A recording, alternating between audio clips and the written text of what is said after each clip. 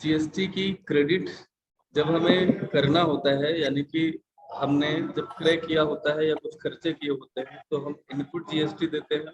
GST के 3 type mainly आपने पढ़े, कौन कौन से? एक तो सीजीएसटी, एसजीएसटी और आईजीएसटी, है ना।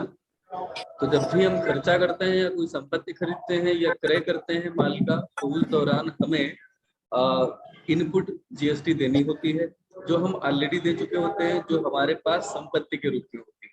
ठीक, डेबिट होती है जब कभी भी हम खर्चे करते हैं, माल क्रय करें या संपत्ति क्रय करें, तो इनपुट सीजीएसटी हमेशा डेबिट होती है। क्लियर है ना? सीजीएसटी, एसजीएसटी, आईजीएसटी सब डेबिट होता है, संपत्ति के रूप में होता है, खर्चा नहीं है, ध्यान रखिएगा। ठीक, खर्चा क्यों नहीं है एक बार ये भी बता देता हूँ। खर्चा वह होता है जिसकी सेवा आप पहले ले चुके हैं, पेमेंट आप बाद में करते हैं। इनपुट जीएसटी की सेवा आपने नहीं ली है, ये आपके ऊपर जब आप इसे डेबिट कर रहे होते हैं तो एक तरह का ये एडवांस पेमेंट होता है, क्योंकि ये ड्यू तब होगी जब आप इसका रिटर्न फाइल करेंगे गवर्नमेंट के पास। ठीक है, अभी आप पेमेंट कर रहे हैं उसी समय अपने विक्रेता को, जिस समय आप उससे माल खरीद रहे हैं। तो it's an example of advance payment, you can say prepaid. और प्रीपेड एक्सपेंडिचर जो होता है वह सब क्या होता है? असेट होता है। ये सिर्फ समझने के लिए है, इसको आपको समझ में आए कि असेट है, इसलिए मैंने आपको बताया, ये कहीं लिखा नहीं मिलेगा। ठीक है, लेकिन इसका नेचर असेट का क्यों होता है ये आप जान सके, कंसेप्चुअली बात दिमाग में आ जाए, इसलिए ये बात मैंने आपको कही। असेट रूप में होता है इनपुट सीजीएसटी। जब आप विक्रय करते हैं तो उस समय भी वो चीज ड्यू नहीं होती है, आउटपुट सीजीएसटी या एसजीएसटी या आईजीएसटी, वह उस समय आप कलेक्ट कर रहे होते हैं, वो आपको एडवांस में मिल रहा होता है। तो any income if it is received in advance, it's a kind of liability. वैसे भी दूसरा एक तरीका है समझने का कि ये जीएसटी पे हक किसका होता है? हक होता है इस पर किसका? सरकार का, और रिसीव आप कर रहे हैं। तो अगर मान लिया मेरा पैसा है और आप रिसीव कर रहे हो किसी के द्वारा, मान लेते हैं सिमरन को मुझे 1000 रुपए देने हैं और उसने शताक्षी को 1000 रुपए दे दिए, तो शताक्षी की ये इनकम होगी या शताक्षी के ऊपर ये लायबिलिटी हो गई, क्योंकि ये हमें देना रहेगा ना उसे। तो जीएसटी बिल्कुल वैसे ही है कि ये लायबिलिटी है। अब हम असेट और लायबिलिटी को आपस में अगर एडजस्ट करेंगे तो हम क्या करेंगे? हम जो असेट रहे हैं उनको डेबिट क्रेडिट कर देंगे, और जो लायबिलिटी रही है उनको डेबिट करेंगे। क्रॉस तो तभी हो पाएंगे वो जिसका नेचर डेबिट का है, असेट का नेचर डेबिट का होता है, लायबिलिटी का नेचर क्रेडिट का होता है। तो हम लायबिलिटी को डेबिट करेंगे। आउटपुट सीजीएसटी पहली एंट्री में आप देख सकते हैं डेबिट हुई है और इनपुट सीजीएसटी क्रेडिट हुई है। तो ये क्रॉस करना है, यानी कि सेट ऑफ करना है, एडजस्ट करना है। अब ये आप समझ ही गए होंगे कि आउटपुट सीजीएसटी तो डेबिट ही होगी जब आप एडजस्टमेंट की एंट्री करेंगे, और इनपुट सीजीएसटी क्रेडिट ही होगी। दूसरा सवाल ये आता है कि कितनी रकम से आउटपुट सीजीएसटी और इनपुट सीजीएसटी डेबिट क्रेडिट होगी, है ना, ये एक सवाल है। तो आप जब क्वेश्चन शुरू करते हैं तो जो भी ट्रांजैक्शन होते जाते हैं उनमें जिन जिन जनरल एंट्रीज में इनपुट सीजीएसटी या एसजीएसटी, अभी सीजीएसटी की ही बात कर लें, इनपुट सीजीएसटी जिन जिन जनरल एंट्रीज में डेबिट हुआ है उन सबको जोड़ लीजिए, कैलकुलेट कर लीजिए, एक साथ लिखते चले जाइए। ठीक है, परचेज पे सीजीएसटी इतना, ऐसे ही दूसरे एक्सपेंस पे इतना, तीसरे पे इतना, या एंट्री नंबर डाल लीजिए और जोड़ लीजिए। जितना इनपुट सीजीएसटी रहा होगा उतना यहाँ आप क्रेडिट करेंगे उस अमाउंट से, और उतना ही आउटपुट सीजीएसटी आप यूज करेंगे। मान लेते हैं कभी कभी ऐसा होगा कि इनपुट सीजीएसटी ज्यादा होगा और आउटपुट सीजीएसटी हो सकता है कम हो, तो जितना आउटपुट सीजीएसटी अवेलेबल है उतना आउटपुट सीजीएसटी यूज कर लेंगे, और बाकी का आप जो है जो यूज करेंगे वह आप जो दूसरी चीज है उसे यूज कर लेंगे। अच्छा, यहाँ पर जो एग्जांपल दिया गया है इसमें आउटपुट सीजीएसटी की रकम इन्होंने ज्यादा मानी है। देखिए दोनों केसेस बनते हैं, ये भी संभव है कि आपका इनपुट सीजीएसटी ज्यादा हो या आउटपुट सीजीएसटी ज्यादा हो, है ना। जो भी कम होगा पहली एंट्री में हम वो अमाउंट से काम करते हैं। ओके, हमें ये देखना है, मेरी बात ध्यान से सुनेगा, हमें ये देखना है कि इनपुट सीजीएसटी अगर हमने ज्यादा पे कर रखा हुआ, ठीक, तो जितना आउटपुट सीजीएसटी अवेलेबल है, ठीक है, जैसे मान लिया हमें सरकार का पैसा 1000 मिला हुआ है, आउटपुट सीजीएसटी के रूप में जो हमें सरकार को लौटाना है, लेकिन पहले से ही हम सीजीएसटी के रूप में 800 रुपए पे कर चुके, तो हम यहाँ पर इनपुट सीजीएसटी क्रेडिट करेंगे 800 से, आउटपुट सीजीएसटी डेबिट करेंगे 800 से, और ये क्रॉस हो गए 800 के आपस में। बचा कितना? आउटपुट सीजीएसटी 200 बचा, वो हम सरकार को पे कर देंगे। ठीक। अच्छा, इसका उल्टा हो, मान लिया आउटपुट सीजीएसटी मान लेते हैं 800 हो और इनपुट सीजीएसटी 1000 हो, ऐसा हो सकता है। वैसे रेयरली ऐसा होता है, ज्यादातर हमारा आउटपुट सीजीएसटी ही ज्यादा होगा, जैसा कि यहाँ ऊपर दिया गया है, लेकिन कभी कभी ऐसा नहीं होगा। तो अगर उल्टा होगा तो मैंने पहले एंट्री बताई थी, ठीक है, कि हमारा इनपुट सीजीएसटी 800 था, आउटपुट सीजीएसटी 1000 था, तो हमने पहली एंट्री जो यहाँ दिख रही है 800 से एंट्री की, और आउटपुट सीजीएसटी 200 बचा रह जाएगा, वो हम पे कर देंगे। दूसरा हमारा एग्जाम्पल है कि हमने इनपुट सीजीएसटी को मान लिया कि ये 1000 है, और आउटपुट सीजीएसटी केवल कितना है? आउटपुट सीजीएसटी जो है वह है, मान लेते हैं 800, कम है, तो हम यहाँ 800 ही एडजस्ट कर पाएंगे। जो बाकी 200 बचा रह जाएगा, उस 200 को हम अगले साल एडजस्ट करेंगे या नेक्स्ट टाइम एडजस्ट करेंगे। बात समझ गए? एसेट आपकी वो बची रह जाएगी, बैलेंस शीट में नजर आ जाएगी। ओके, ये इसका एक कॉन्सेप्ट है, सिंपल सा। तो अभी आप दूसरी एंट्री जो आप देख पा रहे हैं यहाँ पर, वो दूसरी एंट्री किस बात को बयां करते हैं? ये तो यहाँ पर मैं पहले बता चुका हूँ कि आउटपुट सीजीएसटी और इनपुट सीजीएसटी को हमने, सीजीएसटी इनपुट कम था मान लिया 800, तो उससे पहले हमने सीजीएसटी आउटपुट में एडजस्ट कर लिया 800। फिर हमने देखा कि आउटपुट आईजीएसटी भी है, तो आईजीएसटी को हम आउटपुट सीजीएसटी अगर बचा रह गया है 200, तो उससे पहले राइट ऑफ कर लेंगे। फिर जो बचेगा आउटपुट आईजीएसटी, उसका यूज करेंगे हम इनपुट आईजीएसटी को राइट ऑफ करने। कहने का मतलब होता है इसका एक क्रम है, समझिएगा। इनपुट सीजीएसटी को पहले हम आउटपुट सीजीएसटी से राइट ऑफ करते हैं, उसके बाद में हम आउटपुट आईजीएसटी से राइट ऑफ कर सकते हैं। ठीक, इसी तरह से इनपुट सीजीएसटी को हम आउटपुट सीजीएसटी से राइट ऑफ करते हैं। अगर आउटपुट सीजीएसटी बचा रह जाता है तो उसी से हम इनपुट आईजीएसटी भी राइट ऑफ कर सकते हैं। ठीक है, लेकिन कभी भी ध्यान रखिएगा, हम सीजीएसटी को एसजीएसटी से नहीं राइट ऑफ कर पाएंगे। यानी कि सीजीएसटी अगर इनपुट है तो उसको आउटपुट एसजीएसटी से हम नहीं कर सकते। इनपुट एसजीएसटी को हम आउटपुट एसजीएसटी से ही राइट ऑफ करेंगे, या हम आउटपुट आईजीएसटी से राइट ऑफ करेंगे।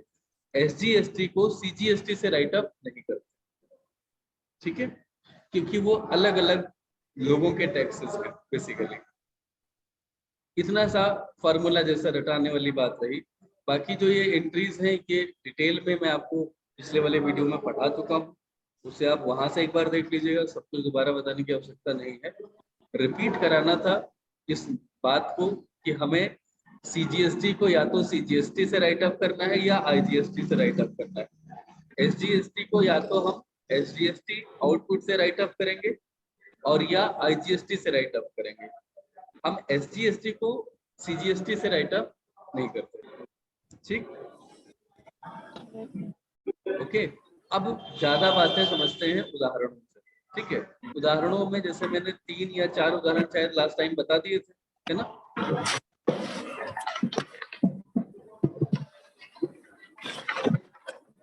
उदाहरण नंबर 3 मैंने आपको बता दिया था, शायद पूरा हो गया था, है ना।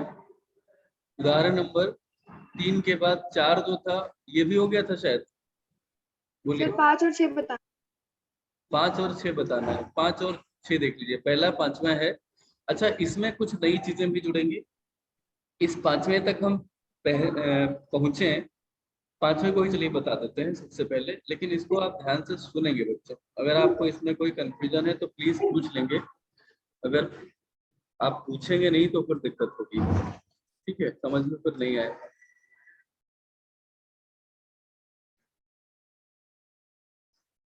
अभी स्क्रीन दिख रही है सभी को? Yes sir, yes sir. Okay, पहला ट्रांजैक्शन, पहले हम सवाल पढ़ लेते हैं। निम्नलिखित सौदों के लिए चेन्नई की घटना की पुस्तकों में लिखे करिए। देखिए, चेन्नई महत्वपूर्ण है यहाँ, क्योंकि अगर चेन्नई एक राज्य है, एक जगह है, वहां से मान लिया लखनऊ अगर हो तो ये दूसरे राज्य का हो जाएगा, तो आईजीएसटी लगेगा, इसलिए सिटी भी यहाँ पे काफी महत्वपूर्ण होगा। पहला उदाहरण, रुपए 60,000 की लागत का माल 50% लाभ पर मेरठ के नागा को बेचा। यहाँ जीएसटी जो आप पढ़ चुके हैं वो तो है ही, लेकिन जनरल के कुछ नए नए ट्रांजेक्शन भी आपके सामने हैं। तो सीजीएसटी जो पढ़ा है सुना है, एसजीएसटी जो पढ़ा है सुना है, आईजीएसटी जो पढ़ा है सुना है, उसे तो दिमाग में रखेंगे। अब कुछ नई बातें भी हैं, ध्यान से सुनिएगा। 60,000 की लागत का जो हमारा माल है, ठीक है, 60,000 की लागत का जो माल है उसे हम 50% लाभ पर अगर बेचेंगे तो इसका मतलब है इसकी कीमत कितनी होनी चाहिए। देखिए 60,000 का 50% अगर आप निकालेंगे तो कितना आएगा, 30,000। 30,000। और आप विक्रय मूल्य को जानते हैं, वो क्या होता है, लागत प्लस लाभ, है ना। लागत कितनी है 60,000 और लाभ कितना है 30,000, तो विक्रय मूल्य कितना हो जाएगा 60 और 30 यानी 90,000। क्या ये बात क्लियर है सभी को? 90,000। कैमरा ऑन कर लो बच्चों, कैमरा ऑफ करके मत क्लास पढ़ा करो। 90,000 ही हो गया। अब आप क्या करेंगे, जो जीएसटी की रेट दी गई है, इन्होंने कहा है कि सीजीएसटी और एसजीएसटी 9% था, यानी कि यहाँ 9% लिखा हुआ है, अच्छा सॉरी ऊपर लिखा हुआ है सीजीएसटी और एसजीएसटी 6% है। तो अगर आप 6% लगाएंगे 9,000 का तो कितना आएगा, जोड़ लेंगे तो 5,400 आता है, ठीक है। 5,400 एक बनेगा सीजीएसटी का, ऐसे ही आईजीएसटी का बन सकता है, ठीक है। तो कुल मिलाकर के यहाँ पर कितना आएगा, 6% 10,800 आएगा। पहला जो ट्रांजैक्शन है वो चेन्नई से मेरठ की तरफ हो रहा है। मेरठ यूपी में है, चेन्नई आप जानते ही हैं यूपी में नहीं है। तो कुल मिलाकर के 10,800 आईजीएसटी में आ जाएगा। क्या ये बात क्लियर है सभी को? Yes sir. जो नरेशन लिखा हुआ है being goods sold with CGST 6%, SGST 6%, इसमें करेक्शन करेंगे, क्या लिखेंगे, बीइंग की जगह फॉर कर लेंगे, और गुड्स सोल्ड एट 12% आईजीएसटी, ठीक। क्या लिखेंगे, for goods sold at 12% IGST, क्योंकि ये आईजीएसटी है। आईजीएसटी तो क्लियर है ना, लगेगी। तो ये करेक्शन कर लेंगे। इसमें किसी बच्चे को कोई कंफ्यूजन है करेक्शन में? हाँ सर। पहला ट्रांजैक्शन सभी को समझ में आ रहा है क्या?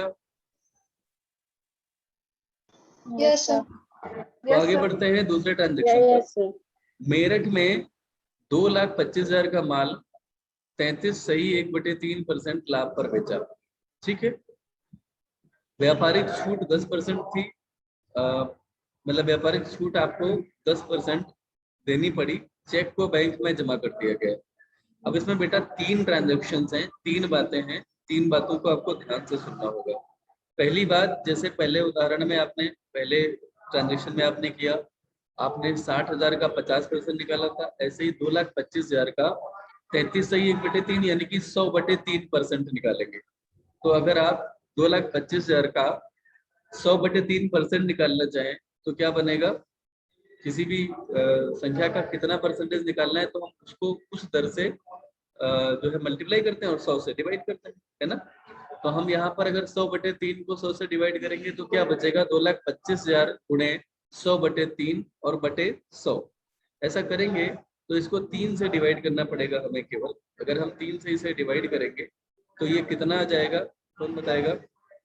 इसको 3 से डिवाइड कर लीजिए, 3 सत्ती 21, 3 सत्ते 15। हाँ 75,000। 75,000। तो अगर आप 75,000 अगर आप देखें तो इसका जो विक्रय मूल्य आ गया वो कितना आ गया, 3 लाख। कितना आएगा, 3 लाख। 2,25,000 में 75,000 कैसे आया, इसका 100/3% निकालेंगे, 75,000 आ जाएगा। लिख के कहीं निकाल लीजिएगा। अब 3 लाख तो हमें सेल्स प्राइस पता चल गया, लेकिन ये इसका सेल्स प्राइस है। मगर आगे की बात सुनने जैसी है, इस पर व्यापारिक छूट लगनी है 10%, ट्रेड डिस्काउंट। और आपको पता है कि ट्रेड डिस्काउंट जो है वो घटाने के बाद ही जनरल एंट्री की जाती है। ट्रेड डिस्काउंट कभी भी जनरल एंट्री में शो नहीं की जाती है, कैश डिस्काउंट जनरल एंट्री में शो की जाती है। तो अगर हम 3 लाख विक्रय मूल्य निकाल चुके हैं तो 3 लाख का 10% कितना होगा, कौन बताएगा? 3 लाख का 10% निकालेंगे तो 30,000 आ जाएगा। किसी भी संख्या का 10% अगर निकालना हो तो उसमें से एक जीरो हटा दीजिए बस। जैसे 2,25,000 का 10% निकालना, तो एक जीरो हटा दीजिए तो क्या बचेगा? 22,500। तो 3 लाख का अगर 10% निकालना हो तो 30,000 आएगा। 3 लाख में से ये छूट ट्रेड डिस्काउंट 30,000 जब घट जाएगी तो बचेगा 2,70,000। तो हमारा जो सेल्स का नेट अमाउंट आएगी वो कितनी आएगी? 2,70,000। ये 2,70,000 जिसको ना समझ में आया हो प्लीज पूछ लीजिए। अच्छा, जिसको समझ में आ गया है वो बताए कि हाँ आ गया। सर नीचे बता दीजिए। फिर से बता देते हैं। देखिए 2,25,000 की लागत है, इसका 33 सही 1/3 अगर करें तो अगर आप देखें तो इसको अगर हम अगर भिन्न में बदलना चाहें तो क्या होगा? 3 तिहाई 9, 3 तिहाई 9 प्लस 1, 100/3 होगा। 2,25,000 गुणे 100/3 और बटे 100 कर लीजिए तो 100 कट जाएंगे, बचेगा कितना? नीचे केवल 3 बचेगा, यानी कि 2,25,000 को 3 से डिवाइड करेंगे तो आएगा 75,000। 75,000 ये लाभ है। तो लागत प्लस लाभ बनता है विक्रय मूल्य। सेकेंड एंट्री में विक्रय मूल्य हमारा कितना होना चाहिए था? 3 लाख, लेकिन यहाँ तो ये 2,70,000 नजर आ रहा है। वो इसलिए क्योंकि इसमें कहा गया है कि व्यापारिक छूट भी है 10%।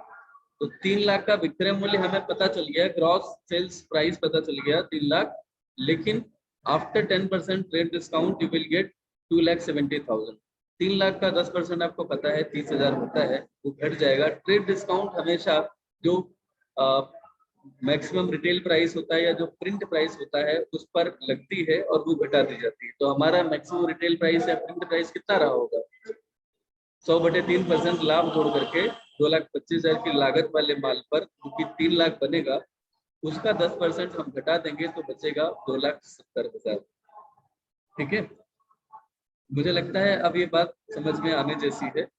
अब 2,70,000 पर हम आगे का काम करेंगे। इसमें इन्होंने रेट नहीं दी है जीएसटी की, तो ऊपर वाली जो रेट है वही अप्लाई कर लेंगे। 2,70,000 का 6% यहाँ पर लगा देंगे। अब देखिए ये जो चेन्नई के कृष्णा है, उन्होंने मेरठ में फिर से इसे बेचा है ना, मेरठ में बेचा है। तो मेरठ में अगर बेचा है तो यहाँ पर फिर से वही कहानी लगेगी। चेन्नई के कृष्णा है, मेरठ में बेचेंगे तो फिर से बच्चा यहाँ पे सीजीएसटी नहीं लग पाएगा, आईजीएसटी की लगेगा। ठीक है, क्या ये बात क्लियर है? यहाँ गलतियां हैं, गलतियां इंसान को सिखाती हैं, आप सीखिए। ठीक है, और ये बुक वाले भी सीखेंगे। किसी को कोई डाउट है कि यहाँ पर आउटपुट सीजीएसटी एसजीएसटी नहीं होनी चाहिए, आईजीएसटी होना चाहिए? इस बात से कोई असहमत है? सर आईजीएसटी तो होना चाहिए क्योंकि मेरठ में बेचा है ना उन्होंने। हाँ, और ये है कहाँ के? चेन्नई के हैं। चेन्नई चेन्नई यहाँ अलग नहीं अलग है, राज्य के है हैं। ना, अलग अलग राज्य के बीच में है तो आईजीएसटी लगेगा। और आईजीएसटी की पूरी रेट होगी 12%। अगर आप 12% निकालेंगे 2,70,000 का तो आ जाएगा कितना? 32,400। तो एक साथ 32,400 से आप ये एंट्री करेंगे, 2,70,000 और 32,400 जोड़ देंगे तो इतने का आपको मिलेगा चेक, और ये रकम आ जाएगी कितनी? 3,02,400। ठीक है, 32,000 2,70,000 में जुड़ के आएगा 3,02,400। इसमें भी एक नई बात है, इसमें कहा गया है कि चेक मिला है, और चेक मिलने में दो बातें हैं, ध्यान से सुन लीजिएगा प्लीज। अगर चेक आपको मिलता है और उस दिन आप अगर बैंक नहीं भेजते हैं, अगर अपने ही पास रखते हैं, तो इस स्थिति में आप कैश अकाउंट डेबिट करते हैं। और अगर उसी दिन आप चेक को बैंक में भेज देते हैं तो आप बैंक अकाउंट डेबिट करते हैं। I'm repeating once again, check आपको मिला, देखिए चेक से अगर आप पेमेंट करते हैं तो पेमेंट करने की स्थिति में हर हाल में आप बैंक अकाउंट क्रेडिट ही करेंगे। पेमेंट करने में कोई दुविधा नहीं है, एक ही बात है, चेक से पेमेंट करना चाहे 500 रुपए का हो, 50,000 का हो, 5 लाख का हो, बैंक अकाउंट क्रेडिट होगा। लेकिन चेक से जब पेमेंट आप रिसीव करेंगे, वो भी चाहे 500 का हो या 5,000 का हो, 5 लाख का हो, ऐसी स्थिति में आप बैंक अकाउंट डेबिट से तब कर पाएंगे जब जिस दिन चेक आपने रिसीव किया है उसी दिन बैंक में भेज दिया हो। अगर चेक आपको मिला है और उस दिन आप बैंक नहीं भेज पाए हैं, ऐसा आपको क्वेश्चन में कहीं से भी आइडिया लग जाए, पता चल जाए, तो आप जो है कैश अकाउंट डेबिट करेंगे। ठीक है, उस चेक को हम कैश अकाउंट के तौर पे ट्रीट कर लेते हैं। क्लियर है? एक और अप्रोच होती है, कुछ विद्वान कहते हैं कि भाई कैश तो मिला नहीं, मिला तो कागज का टुकड़ा है, वो चेक है, कैश तो नहीं है वो। तो हम उसे चेक्स इन हैंड अकाउंट बोले। क्या बोले? Checks in hand. हमारे हाथ में जो चेक आके अभी ठहर गया है, बैंक अब नहीं बेच पाए, तो उसे कौन सा अकाउंट हम करेंगे? Checks in hand. लिख लीजिए कहीं पे, या तो कैश अकाउंट डेबिट करेंगे, लिख लीजिए कहीं पे, अगर चेक मिला हो और उसे बैंक में ना भेजा जा सका हो, लिखिए, अगर चेक प्राप्त हुआ हो और उसे कुछ दिन बैंक में ना भेजा जा सका हो, तो कैश अकाउंट या checks in hand account debit करते हैं। सभी लिखें, सारे बच्चे। आपको एक पेन और एक कॉपी जरूर लेकर के बैठना होगा जब कभी भी लाइव क्लास अटेंड करेंगे।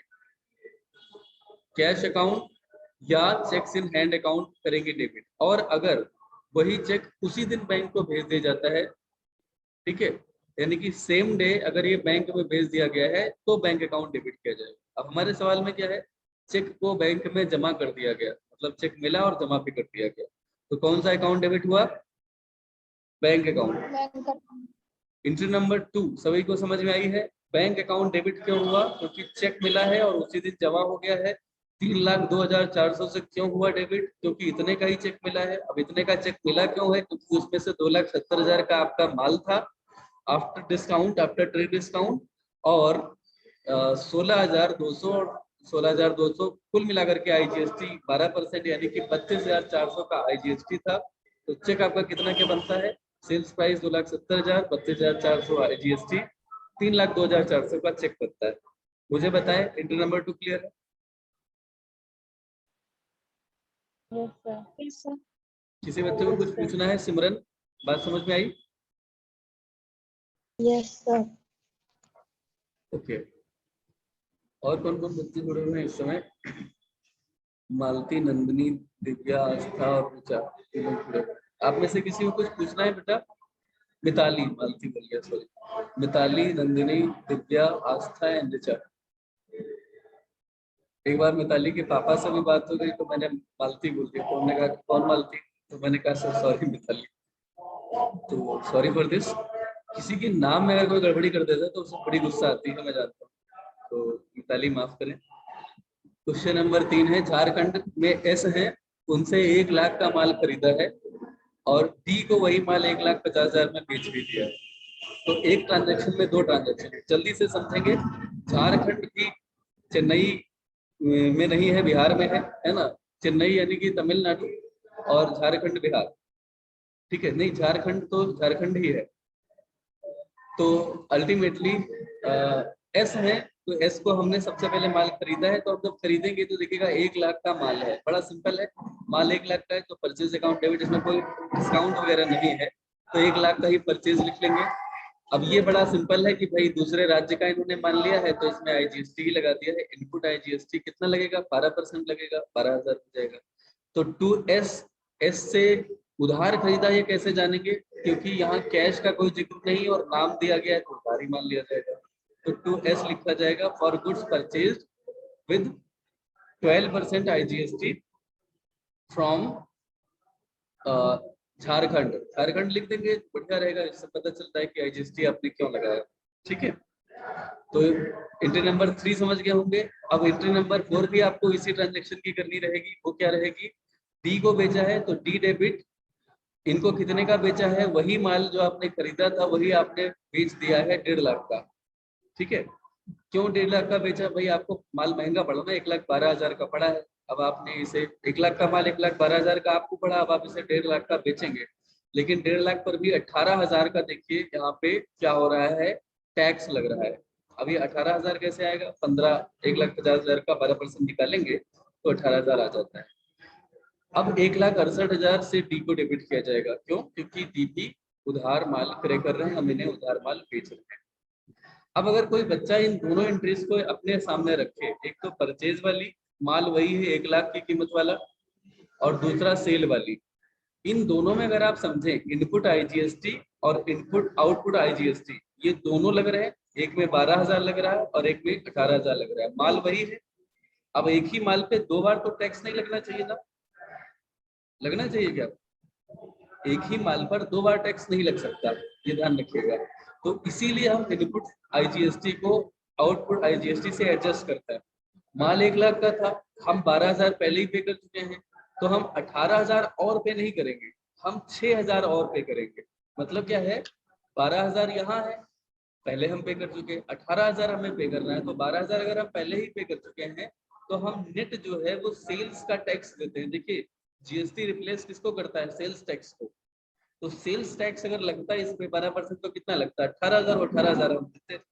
लेकिन हम जीएसटी में जो कि इनपुट आई जीएसटी के तौर पे 12,000 हम पहले ही दे चुके हैं, तो भाई हम 18,000 अब दोबारा थोड़ी देंगे पूरा, हम 12,000 लेस कर देंगे और 6,000 सरकार को पे करेंगे। यही इसका कॉन्सेप्ट है, इसीलिए ये एडजस्ट भी करना पड़ता है। मुझे लगता है ये बात आप समझ गए होंगे, ये 3 तारीख की ड्यूटी, 3 तारीख की एंट्री से, है ना, समझ में आई बात। अच्छा, इसके बाद में है 4 तारीख का चेक द्वारा 20,000 की कमीशन प्राप्त करके बैंक में जमा की, जिस पर जीएसटी और एसजीएसटी लगना है। जी सर, चेक द्वारा 20,000 की कमीशन प्राप्त करके बैंक में जमा की है। अब देखिए चेक द्वारा आपको कमीशन मिल रहा है और आप बैंक में जमा कर देते हैं। चेक का जमा करना तो बैंक अकाउंट को ही डेबिट करता है हमेशा, कोई दिक्कत है इसमें। और कमीशन प्राप्त करेंगे तो ये इनकम है, इनकम भी हमेशा क्रेडिट होती है, ये भी आपने पढ़ा है। और इनकम जब मिलती है तो उस पर आउटपुट जीएसटी लगता है, उसकी रेट इन्होंने 9% अलग से मेंशन की है तो यही लगेगा। अगर ये रेट यहाँ अलग से ना दी गई होती तो जो सबसे पहले ऊपर लिखा है 6% वही लगता, अलग से दे दिया तो अलग वाली रेट लगेगी। तो देखिए लास्ट एंट्री क्या है, बैंक अकाउंट डेबिट कितने सौ का बाद में जानेंगे, कमीशन है 20,000 का, उस पर 9% अगर हम सीजीएसटी एसजीएसटी लगाएंगे तो 1800 आएगा, दोनों का जोड़ लेंगे तो आएगा 3600, 20,000 में 3600 जोड़ेंगे तो 23,600, इतने का चेक हमें मिला होगा। नीचे का नरेशन अगर पार को हम खाली यहाँ पे सही कर लें, बाकी सब सही है। For commission received with CGST and SGST at 9% each, ठीक है, दोनों पर है तो ईच और लगा देंगे। बताएं क्या ये उदाहरण सभी को समझ में आया? Yes sir. इसमें आपको क्या तीसरी वाली जो एंट्री थी जिसमें 2 एंट्रीज हुई हैं, ये बात समझ में आ गई कि हम इनपुट जीएसटी को आउटपुट जीएसटी से क्यों राइट ऑफ करते हैं? क्योंकि अगर हमें दोनों पे करना पड़ जाए, 12,000 हम पहले ही दे चुके हैं इनपुट जीएसटी, और 18,000 अगर हमें फिर देना पड़े तो 1 लाख के ही माल पर हमें डबल टैक्स देना पड़ेगा, और सरकार डबल टैक्स कभी नहीं लेती, ध्यान रखिएगा, ठीक है। एक चीज पर एक ही बार टैक्स लगता है। इससे पहले वैट का एक कॉन्सेप्ट था, वैल्यू एडेड टैक्स, उसमें भी यही होता था। अगर हम पहले टैक्स पे कर चुके होते थे गेहूं पे, तो अगर हमने गेहूं खरीदा था उस पर अगर हम वैट पे कर चुके होते थे, फिर उसके बाद में जब हम उसे मान लेते हैं आटे में तब्दील करते थे, और फिर जब हमें उसे वैट पे करना होता था तो हम जितना हमने उसकी फॉर्म में एडिशन किया होता था, जैसे गेहूं मान लेते हैं समझने के लिए 20 रुपए किलो था, और आटा जब हमने आटे में उसे तब्दील कर दिया अपनी फैक्ट्री में, तब उसकी कीमत अगर 30 रुपए हो गई है, मान लेते हैं, ठीक है, मान लेते हैं 30 रुपए आटे की कीमत है, तो जो 10 रुपए का एडिशन हुआ है पर केजी, पहले आटा था 20 रुपए किलो, अभी 30 रुपए का, पहले गेहूं था 20 रुपए किलो, आटा की कीमत हो गई है 30 रुपए किलो, तो 10 रुपए प्रति किलो जो आपने एडिशन किया है, तो केवल 10 रुपए पर वैट लगता था। यानी कि ऐसा नहीं था कि आप 20 रुपए पर भी आप टैक्स दे चुके हैं और फिर बाद में पूरे 30 रुपए पे आप टैक्स दें। सरकार कभी भी अनावश्यक कोई भी चार्ज आपसे नहीं लेती, ओके। यही जीएसटी में भी लागू किया है, कंप्लीट सिस्टम है जीएसटी का, ठीक है, अच्छा सिस्टम है। जिन कंट्रीज में जीएसटी लागू हुआ, शुरुआत में वो कंट्रीज की इकोनॉमी जो है वो माना जाता है कि ध्वस्त हो गई, ठीक है, लेकिन बाद में वो इकोनॉमी बहुत अच्छी चली, 3-4 साल में उसने बहुत अच्छी रिकवरी की, ये भी देखा गया। क्योंकि शुरुआत में लोग डरते हैं, जुड़ते नहीं है, क्योंकि जीएसटी में तमाम लोग आ जाते हैं, वो लोग भी जो पहले टैक्स नहीं दे रहे थे, ठीक है, तो लोग डरते हैं, पहले विरोध होता है, विरोध प्रदर्शन में बहुत बार नुकसान होता है, फिर जब धीरे धीरे एडजस्टमेंट हो जाता है तो उसके बाद में देश की इकोनॉमी अच्छी चलती है।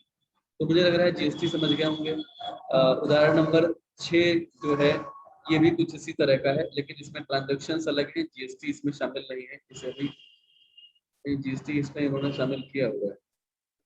रेट कहीं नहीं दी है जीएसटी की, तो इन्होंने मान लिया है कि ऊपर कहीं पे अगर लिखा नहीं बच्चों तो जीएसटी कभी नहीं लगाएंगे। जैसे ये सवाल अगर हो तो जीएसटी इसमें इग्नोर करेंगे पूरी तरह से, जीएसटी कहीं नहीं आएगा। लेकिन ये जीएसटी का जो इन्होंने ट्रीटमेंट किया है ये तब किया होगा जब इन्होंने मान लिया है कि CGST SGST के रेट 6% है अलग अलग। तो यहाँ पर आप लिख लीजिएगा क्वेश्चन में कि CGST एंड SGST इन दोनों के रेट क्या है, इन दोनों की रेट 6% है। CGST की रेट क्या है 6% और SGST की रेट भी क्या रहेगी 6%।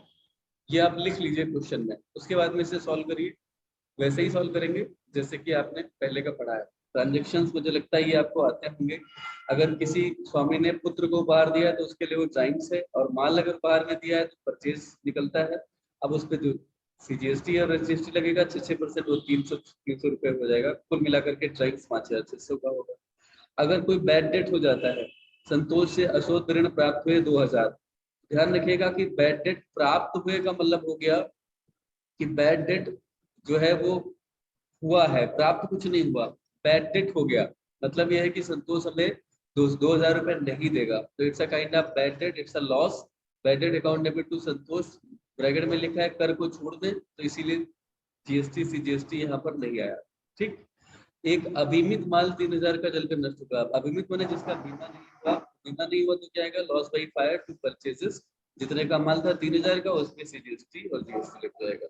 माल जलकर नष्ट हुआ, क्रय कीमत थी 10,000, बीमा कंपनी ने 8,000 मान लिया, तो लॉस कितना हो गया, 10,000 का माल नष्ट हुआ, 8,000 मिल गए, 2,000 का लॉस हुआ। ठीक है, तो आप ध्यान से समझिएगा। इंश्योरेंस कंपनी यहाँ पे 10,000 का माल आपका नष्ट हुआ है, 10,000 से आप करेंगे 6% उस पर CGST लगाएंगे। कुल मिलाकर के इंश्योरेंस कंपनी पर क्लेम आप करेंगे 11,200 का।